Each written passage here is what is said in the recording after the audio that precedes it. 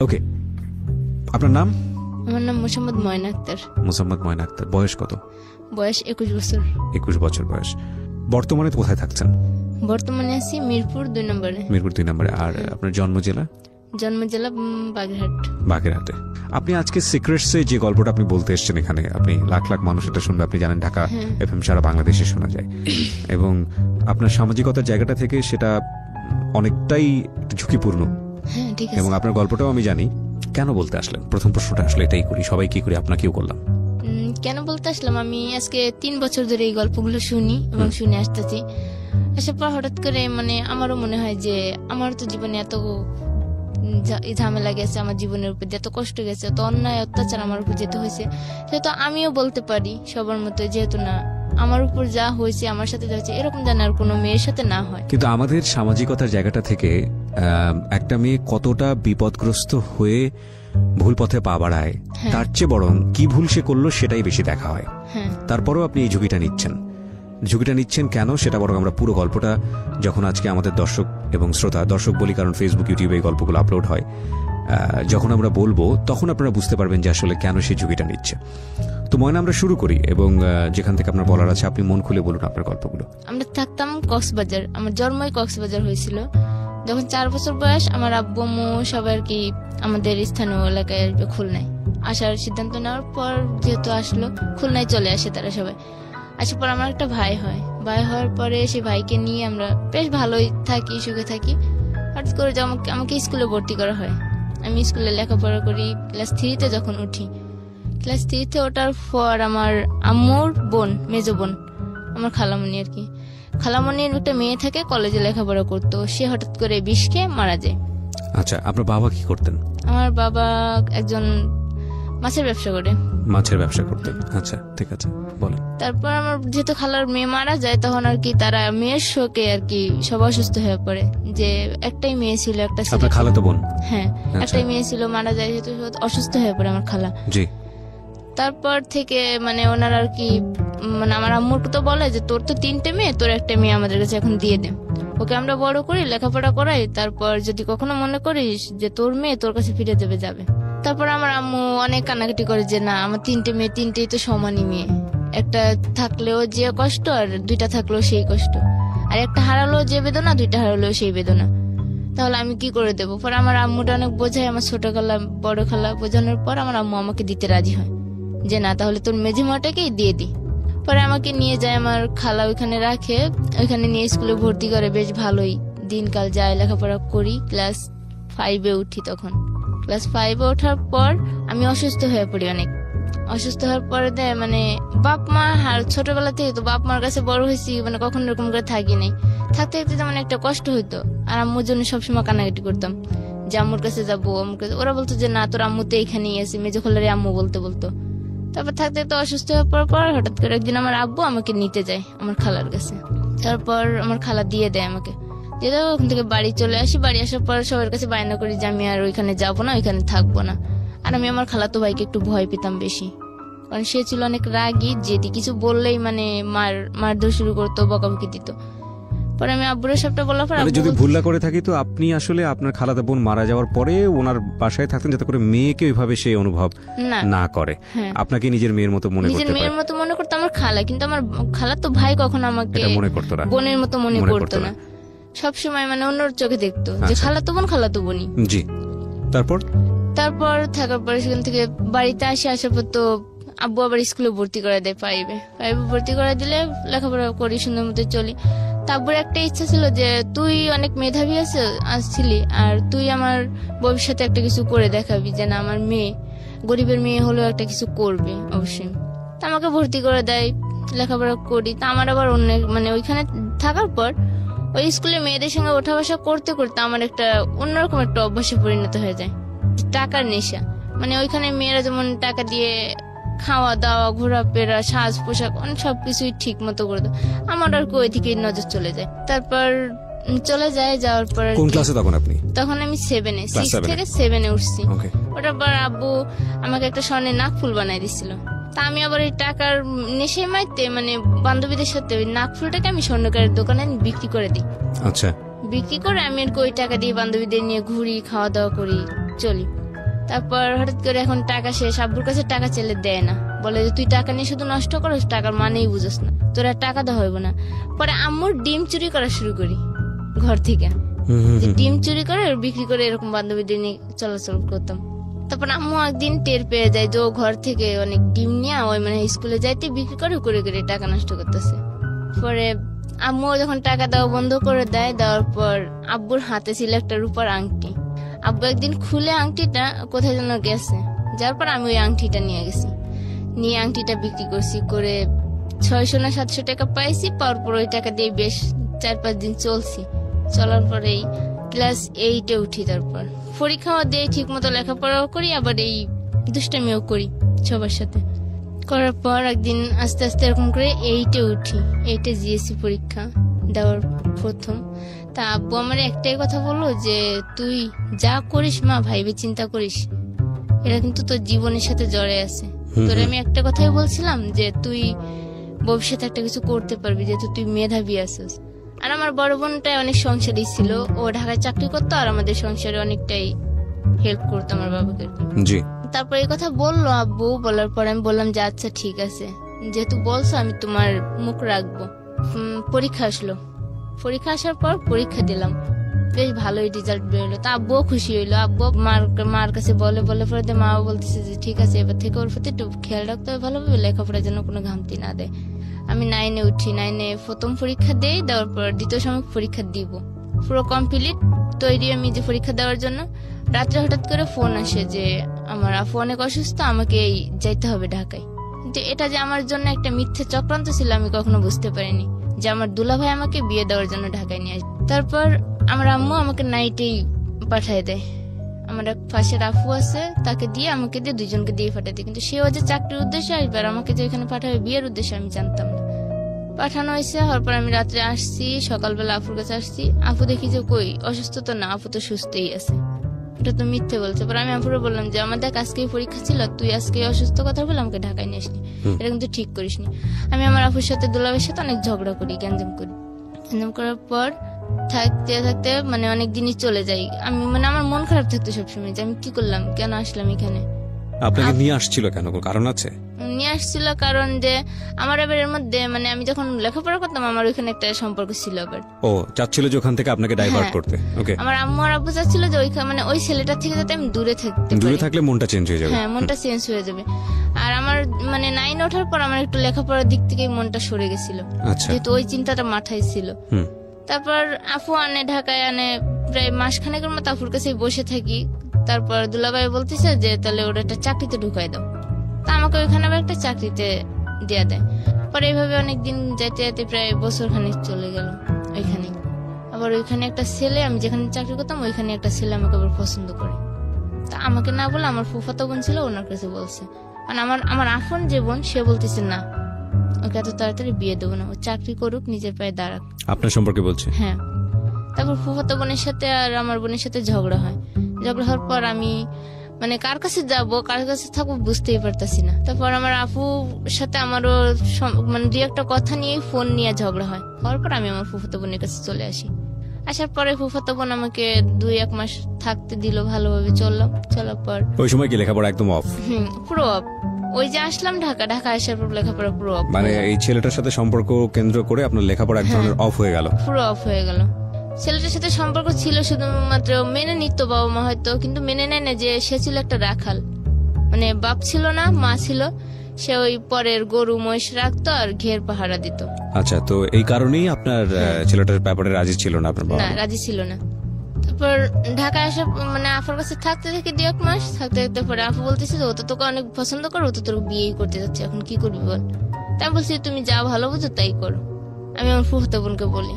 বলার পর সে ওইখানেই 2009 সালে মে মাসের 27 তারিখে ওর সাথে আমার বিয়ে হয়, সেই ছেলেটার সাথে। আচ্ছা, মানে এই ক্লাস 9-এ থাকা অবস্থায়? না, তখন 1 বছর ঢাকা আসলাম। ও তো মানে ক্লাস 10 এর বয়স? হ্যাঁ, ক্লাস 10 এর বয়স তখন। তখন আর কত হবে, মানে 12 থেকে 13 বছর বয়স হবে। ওকে। তখন আমাকে বিয়ে দেয়। বিয়ে দেওয়ার পর ওখানে 1 সপ্তাহ থাকি। থাকার পর আমার শ্বশুর বাড়ির থেকে মানে সবাই তো মানে ভীষণ রাগ যে একা বিয়ে করছে ছেলে, ছেলেকে কখনো মেনে নেবো না, আর বউকে তো তো মেনে ছেলে নেবই। আপনাকে দেখে বিয়ে করেছিল নাকি আপনি ছেলেকে দেখে বিয়ে করেছেন? আমিও ছেলেকে দেখছি, ছেলেও আমাকে দেখছে। দুজনেই রাজি ছিলেন হ্যাঁ, বিয়েতে? দুজনেই রাজি থাকা অবস্থাতেই বিয়েটা হয়েছে। আপনার বাবা মা রাজি ছিল এই বিয়েতে? না, আমার বাবা মা রাজি ছিল না, আমার বোনও রাজি ছিল না, শুধুমাত্র আমার ফুফাতো বোন আর আমি রাজি ছিলাম। আপনি কেন রাজি ছিলেন? আমার ফুফাতো বোন বলছে যে ছেলেটা অনেক ভালো, তারপর ওই ছেলেটাকে আমিও চিনতাম। ওকে, তারপর? তারপর তো শ্বশুর বাড়িতে নিয়ে যায় এক সপ্তাহ কি 8 দিন পর নিয়ে যায়। যাওয়ার পর ওখানে ওদের যে নিয়ম, সেই নিয়ম অনুযায়ী মেনে নেয়।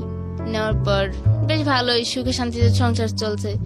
কিন্তু এর মধ্যে আমাকে যেদিন নিয়ে যায় তার পরের দিন আমার ননদের দেবর আছে একটা, সে লেখাপড়া করে, সে দেবর আমাকে মানে বিয়ের পরের দিন আর কি, ওখানে যাওয়ার পরের দিন অনুষ্ঠান আর কি, বউ ভাতের অনুষ্ঠানে ওই দেবর আসে। আসার পর ওই দিনই আমাকে দেখছে, দেখার পর আমার ছবি তুলে নিয়ে গেছে, আর আমার থেকে আমার ফোন নাম্বার নিয়ে গেছে। যেহেতু বলছে ভাবির ভাইয়ের বউ, তাহলে তো আমারও বিয়ান হয়, তাহলে আমি ফোন নাম্বার নিয়ে যোগাযোগ অবশ্যই করতে পারি। তো আমার সাথে ফোন নাম্বার নিয়ে গেছে। আর ওই দিন থেকে মানে ওর একটু নজর যে কুদৃষ্টিতে ছিল আমি টের পাইছি। ওই দিন থেকে বিয়ে হওয়ার পর থেকে সে যেদিনই কলেজ আসতো, কলেজ শেষে একবার হলো আমাদের বাড়িতে আসতো, এসে দেখা করতো, কথা বলতো, মানে অন্যরকম কথা বলতো যে আপনাকে আমার ভালো লাগে, এই ছেলের সাথে আপনি কেন সংসার করেন, ও তো দেখছেন কালো দেখতে, চিকনা, কেমন রোগাটে দেখায়। আমাকে রোগাটে হলো মানে আমি আবার তখন এটা বুঝতাম যে একটা ভালো ছেলে ছিল আমার স্বামী, মানে কোনো চা সিগারেট পান কোনো বাজে আড্ডা নেশা কিছুই করতো না, মানে এই দিক থেকে 5 ওয়াক্ত নামাজ পড়তো, অনেক ভালো ছিল। এটা যখন বুঝতে পারি তখন আমাকে আমার স্বামী সম্পর্কে বাজে বাজে কথা বলতো। তারপর আমার স্বামী আবার আমাকে রেখে ঢাকায় চলে আসে চাকরি করার জন্য। এই সুযোগটা উনি প্রায় দুপুর বেলা বাড়িতে যেত। তা আমার ননদের আবার একটা ছোট ছেলে ছিল, তা আমি বাড়িতে গেলে কি করতাম, আমাদের গরু ছিল তো অনেক, দুধ দোয়াইতো। তা আমি ওই ননদের ছেলের জন্য প্রতিদিন যখন যাইতো আমি দুধ দিয়ে দিতাম, ঘরে খাবার থাকলে খাবার দিয়ে দিতাম, কিংবা দোকান থেকে ফোন করে খাবার এনে দিয়ে দিতাম। যেহেতু আমার ননদের ছেলে মানে আমারই ছেলে, আমি সেরকম ভাবেই দেখতাম তাকে, করতাম। আর আমার ভাসুর আমাকে অনেক বিশ্বাস করতো আর অনেক ভালোবাসতো, নিজের বোনের মতো। মানে আমার স্বামী যেটা আমাকে না দিত, যে এই জিনিসটা পড়লে আমার বউকে ভালো লাগবে, সেই জিনিসটা আমার ভাসুরে দিত আমাকে, যে হয়তো আমার ছোট বোন, ওকে ছোট বোন হিসাবে দিই, বা এই জিনিসটা পড়লে ওরে ভালো লাগবে, এই জিনিসটা দিলে হয়তো ওর মনটা ভালো থাকবে। যেহেতু বাবা মা অনেক দূরে, কিশোরগঞ্জে বিয়ে হয়েছিল আমার, আর বাড়ি ছিল খুলনা, মানে আমাকে কোনো কিছুর অভাব বুঝতে দিত না আমার ভাসুরে। এভাবে থাকার পর উনি গ্রামের লোকজন যখন এরকম বলা বলি করে, তা আমার ভাসুরে আমাকে একটা কথা বললো যে হাজেরা তুমি একটা কাজ করো। আমাকে কি দাদা ভাই বলেন? বলতেছে যে তুমি তোমার মনের মতো করে একটা মেয়ে খোঁজো। আমি বললাম যে হঠাৎ করে দাদা ভাই এই কথা বললেন আপনি? কি হ্যাঁ দেখো না লোকের জন্য কত কিছু বলে, তাহলে আমি বিয়ে করব। তো হঠাৎ করে আবার আমাদের বাড়ির পিছনে একটা বাড়ি আছে, নাম সুজন ভাই বলে।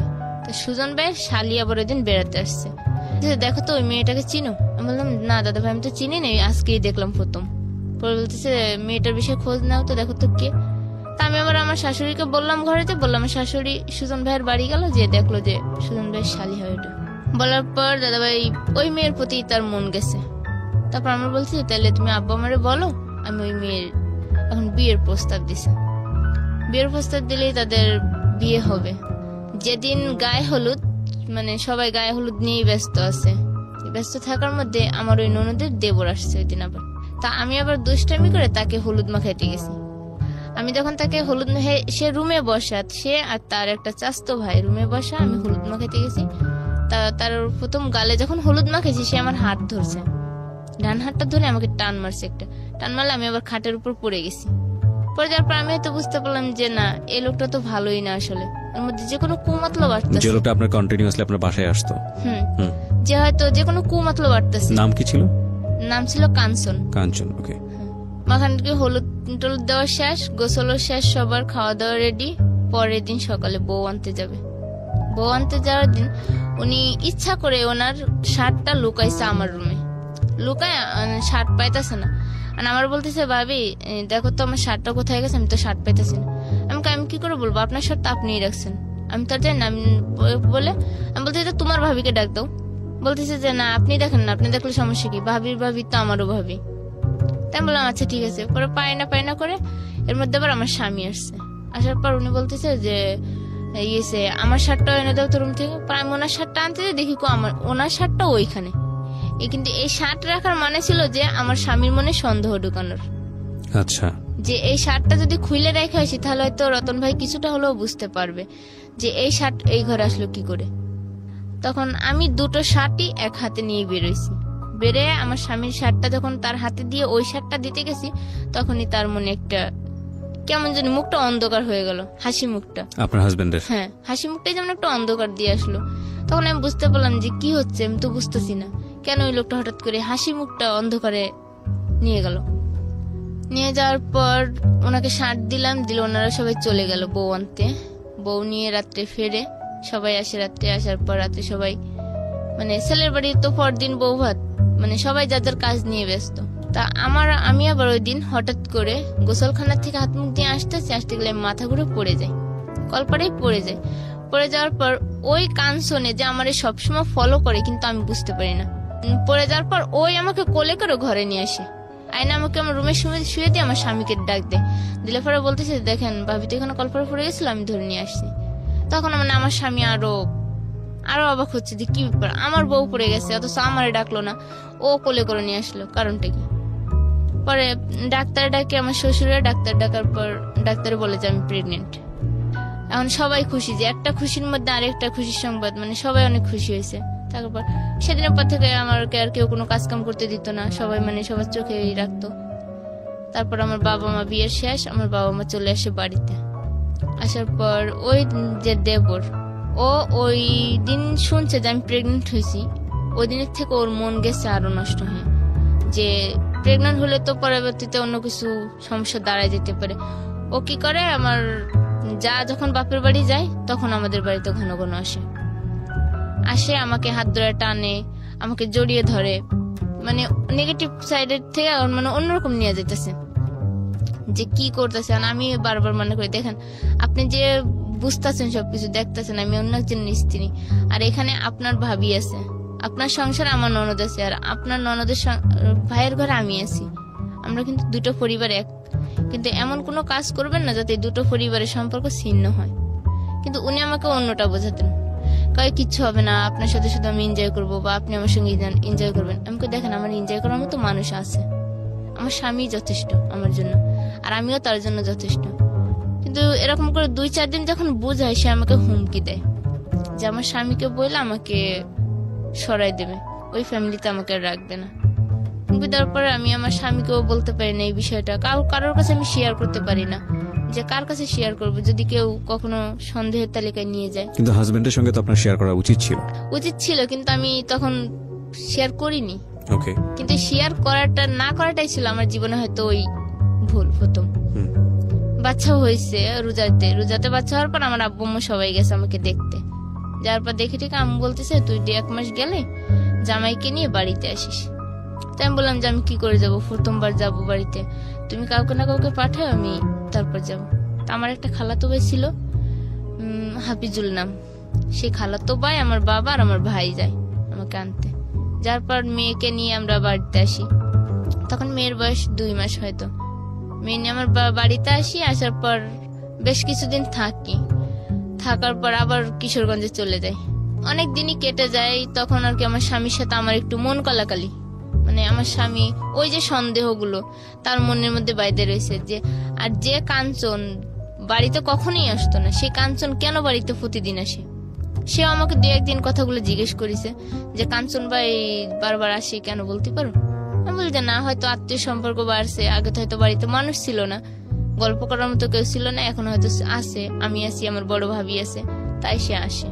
দেবর একদিন আমাদের বাড়িতে আসে, আমার যাও রুমে শোয়া, আমি আমার রুমে শোয়া। দেবর মানে কি, কাঞ্চন? হ্যাঁ, কাঞ্চন বাড়িতে আসার পর করে রাত্রে থাকবে বলতেছে, যে আজকে রাত্রে আর বাড়ি যাবে না, কলেজ শেষ করে বাড়ি যাবে না। কেমন দেবর হতো উনি?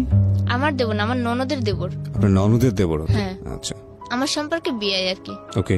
তা সে বলতেছে কি ভাবি আজকে আমি বাড়ি যাব না, আমি আজকে আপনাদের এখানে থাকবো। তা আমার শাশুড়ি আবার ওই দিন আমার মামা শ্বশুর বাড়ি গেছে, আর আমি যেহেতু প্রথম ওই সংসারে গেছি, সেহেতু আমার উপরে সংসারের দায়িত্ব ছিল বেশি, আমার বড় জাত থেকেও। তারপর আমার ভাবিরে বললাম যে ভাবি কাঞ্চন ভাই তো আজকে বাড়িতে যাবে না, এখানেই থাকবে, বলতেছে কি করবো। ওরা বলছে যে তুমি যেটা ভালো বুঝো সেটা করো। পরে আমি বললাম যে আচ্ছা ঠিক আছে, তাহলে আমি যেটা ভালো বুঝি সেটা, তাহলে থাকুক। মেহমান তো আর বলা যায় না যে চলে যান, থাকতে দেওয়া যাবে না। আর যেহেতু ননদ আছে সেই সংসারে, তাহলে তারও রাখতেই হয়। রাখি, থাকার পর ওই রাত্রে উনি কি করে আমাকে বলে, ভাবি মশারিটা টাঙিয়ে দিয়ে যান। আমি শুয়ে পড়ছি, শীতকাল তখন। তা আমি ওনার রুমে গিয়ে মশারি টাঙাতে গেছি। মশারি টাঙাতে যাওয়ার পর উনি আমাকে হাত ধরে টান দিয়ে করে নিয়ে গেছে ওনার। তখনই আমি ধাক্কা মেরে উঠে আসছি। আসার পর দ্বিতীয়বার আমাকে হাত ধরে টান দিয়ে খাটের উপর বসে আমার আর কি বলতেছি যে কাঞ্চন ভাই ছাড়েন, এটা কিন্তু ঠিক না। আপনি যেটা করতেছেন এটা কিন্তু আপনার আবেগ দিয়ে করতেছেন, কিন্তু পরবর্তীতে এটা কোন পর্যায়ে যাবে কেউ জানতে পারলে, শুনতে পারলে জানেন আপনি তখন কি হবে। বলতেছি পরেরটা পরে হবে। তারপর নেওয়ার পর আর কি চলে গেছে। ওই দিন শেষ, সকালবেলা উনি নাস্তা করে চলে গেছে। যাওয়ার পর ওই দিন থেকে আমার মনে মনে একটা ভয় জাগলো যে উনি যেহেতু এতটা সিনকেট করতেছে আমার সাথে, তখন তার আমার এই সংসারে থাকাই হবে না। আর মেয়ের বয়স তখন। এখানে আমি আপনাকে একটা প্রশ্ন করতে চাই। আপনি খুব ভালোভাবে আগে থেকে বুঝতেছিলেন যে ওনার আচরণ স্বাভাবিক না, তারপর আপনি রাতের বেলা ওনার মশারি টানাতে কেন যাচ্ছিলেন? যে বলছে যে ভাবি মশারিটা টানাই দিয়ে যান, আমি লেপ গায়ে দিয়ে শুয়ে পড়ছি। তাই বলছি যখন বলছে যে মশারিটা টাঙাই দিয়েই আসবো, সমস্যা কি? না, কিন্তু আপনি যখন, না সমস্যা অবশ্যই আছে, কারণ আপনি যখন দেখছিলেন আপনার হাজবেন্ডও বিষয়টা নিয়ে একটু হলেও সন্দেহ করছে, সুতরাং আপনার সতর্ক হওয়া উচিত ছিল। এইসব জায়গাতে আপনার স্টেপ ফেলার আগে অবশ্যই সতর্ক হওয়া উচিত ছিল, আমার মনে হয় যেটা। ঠিক আছে, আপনি আপনার মতো করে ব্যাখ্যা করছেন, বলুন তারপর কি হলো? তারপর সকালবেলা উনি নাস্তা করে চলে গেছে। যাওয়ার পর মানে ওই দিন থেকে আমার মনে একটা বড় ভয় জন্ম নিল যে আমার হয়তো এই সংসারটা ভেঙেই যাবে। তারপর আমার মানে প্রতিদিন ভয়ে কাটতো। আর উনিও বাড়িতে আসা বন্ধ করে দেয় হঠাৎ করে, যে ওই দিন কেরা উনি আমাকে ওরকম করলো। করার পর আমি যেহেতু বললাম মুখ কালা করে, তখন থেকে উনি আসা বন্ধ করে, বাড়িতে আসা বন্ধ করে প্রায় বেশ কিছুদিন যায়, 3-4 মাস ভালোভাবেই যায়, সুখেই থাকি, কোনো ঝগড়াও না, গঞ্জামো না। স্বামী ভালো আছে, রাজমিস্ত্রি কাজ করে, আসে যায় বাড়িতে, ভালোইভাবে চলে। হঠাৎ করে উনি আবার বাড়িতে আসা শুরু করার পর উনি আমাকে ডাইরেক্ট বলতেছে, ভাবি আপনার সাথে আমি অন্যরকম সম্পর্ক করতে চাই। বললাম যে কি সম্পর্ক করতে চান আপনি? এত কিছুর পর আপনি জানেন না যে আপনার আর আমার সম্পর্ক নিয়ে দুটো জীবন, আপনার ভাই